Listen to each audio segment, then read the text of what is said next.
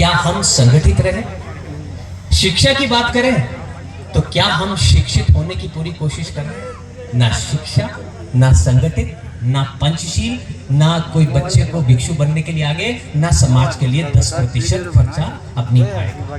तो जब कुछ भी बात उनकी नहीं माननी है तो हम जय भीम बोलने के हकदार कैसे बन सकते हैं? तो मैं आपको ये याद दिलाने के लिए आया हूं कि हमें इस बात की जागृति करनी है कि हमें वाकई में सच्चा जय भीम बोलने का हकदार बनना है, ताकि हम फक्र से जाके सीना चौड़ा करके कह सकें कि मैं जय भीम वाला हूं और जय भीम बड़े फक्र और गर्व के साथ बोलता हूं।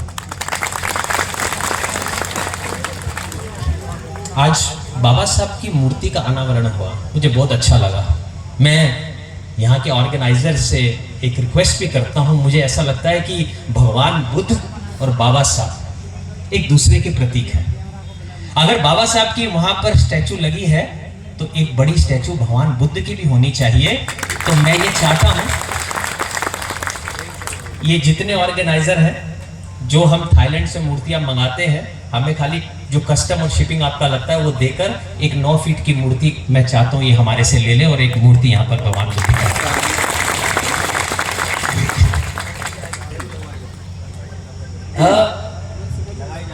हाँ, इन्होंने कह दिया लगाई। कमेटी ने स्वीकार किया है साहब की बात को, मूर्ति शीघ्र लगेगी और मूर्ति देने में सहयोग मलिक जी का रहेगा। अभी बरेली में बहुत भव्य बुद्ध विहार बना है, वहाँ मलिक जी ने बहुत सुंदर मूर्ति दी है और हजारों मूर्तियां मेरे सामने भी भोपाल में मलिक जी ने दी है रविंद्र भवन में। यहाँ भी जाइए। अब हजारों मूर्तियों की बात आ गई। हजारों मूर्तियां मैंने बांट दी। ये सोचा कि सम्राट अशोक ने 84,000 स्तूप बनाए, मैं वहीं से प्रेरित हुआ। मुझे लगा कि क्या ऐसा करूं कि लोगों का भरोसा जीत पाऊं। तो मुझे लगा मैं सम्राट अशोक तो नहीं हूं, लेकिन हाँ 84,000 बुद्ध की मूर्तियां बांटने का काम मैं अवश्य करने की कोशिश कर सकता हूं। और करीबन 30-35,000 मूर्तियां हम अभी तक बांट चुके हैं। अब प्रश्न ये उठता है कि जहां जहां मैंने मूर्ति दी, 90% विहारों में भिक्षु नहीं था, केवल 10% विहारों में भिक्षु था और 90 में नहीं था। अगर एक विहार में भिक्षु नहीं है तो वो विहार अधूरा है।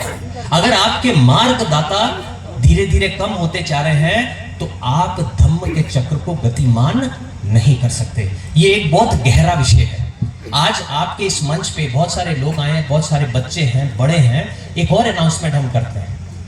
हम ये कहते हैं कि आप अपने घर से कोई बच्चा है जो भिक्षु बनकर अगर पढ़ाई थाईलैंड जैसे देश में करना चाहता है, चाहे उसको 10-12 साल लगे, उसमें एकेडमिक भी पढ़ाई होगी और धम्म की भी होगी, और 10 से 12 साल लगेंगे। अगर कोई बच्चा आप हमें आगे बढ़कर देते हो तो उसकी 10-12 साल की थाईलैंड देश में पढ़ाई हम फ्री कराकर आपको देंगे। अगर भिक्षु नहीं प्रोड्यूस करेंगे तो हम धम्म चक्र को गतिमान नहीं कर सकते। बहुत हो गया, अभी ये बहुत ज्यादा सेटअप हो गया कि हम स्ट्रक्चर पे स्ट्रक्चर खड़े किए जा रहे हैं। सब जो है कहीं ना कहीं पॉलिटिकल बेनिफिट, कमर्शियल बेनिफिट, इन सारी चीजों को कि हम नाम कैसे कमाएं, पैसा कैसे कमाएं, लोगों की सराहना कैसे पाएं, ये सारी चीजें दिमाग में रखते हुए एक विहार बना दिया। ये दिमाग में रखते हुए बहुत बड़ी स्टैचू बना दी। ये दिमाग में रखते हुए मेडिटेशन सेंटर बना दिया। लेकिन वहां कार्य कौन करेगा? वहां बुद्धिस्ट एक्टिविटीज कौन करेगा? खाली स्ट्रक्चर बन के खड़े होते जा रहे हैं। कौन उसमें जब तक कोई आएगा जाएगा नहीं, एक्टिविटीज नहीं होंगी, तो वो विहार किसी काम का नहीं है। मैं थाईलैंड में गया तो जब मैं प्रचार प्रसार कर रहा था तो मुझे लगा कि मुझे धम्म को थोड़े और अच्छे से जानना चाहिए। और मैंने ये कहा कि ओके, थाईलैंड में एक प्रथा है कि आप 15 दिन के लिए टेम्परेरी भिक्षु का जीवन जी सकते हैं। अगर आप बनना चाहते हैं, एक अच्छी प्रतिक्रिया होगी, उसके हिसाब से भिक्षु बनेंगे। और मैं 4 महीने तक मैंने वहां भिक्षु का जीवन जिया, भिक्षु बनकर, ये सीखने के लिए कि धम्म को थोड़ा और गहराई से सीख पाऊं। और वो जब वहां पर जब मैं बैंकॉक थाईलैंड जैसे देश में गया तो मैं क्या देखता हूं, मुझे सुबह बोलते हैं सभी बड़े भिक्षु कि गगन 6:30 बजे सुबह तैयार रहना, 1 घंटे के लिए चारिका करने जाना है, पिंडपात करने के लिए जाना है सिटी में। मैंने कहा थाईलैंड इतनी टेक्निकल हाई सिटी, यहाँ कौन हमें कुछ देने वाला है, कोई कुछ करने वाला है? वो कहते कोई दे या ना दे, लेकिन हमें जाना है और नंगे पांव। तो सुबह हम 6:30 बजे तैयार होकर 2-3 बनते, 1-2 असिस्टेंट कि खाना मिलेगा। तो जैसे ही हम बाहर गए तो 300-400 लोग जो है वो कतार बनाकर वहां पर खड़े थे। वो इसीलिए खड़े थे कि भारत से एक एक्टर आया है जो वापस भारत में बुद्धिज्म ले जाने की कोशिश कर रहा है। आज अगर हमने उन्हें खाना दे दिया तो बहुत बड़े पुण्य की प्राप्ति हो जाएगी। और 1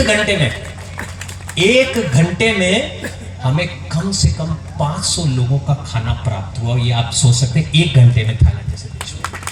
अब हम यहाँ भारत में आ जाते हैं। अब मैं वहां पर जब ये सिचुएशन देखता हूं कि अगर रोड पे चल रहा हूं तो 3 बार वंदन करके जमीन पे घुटनों के बल बैठ के, चाहे वो सड़क क्यों ना हो, लेडीज हो जेंट्स हो,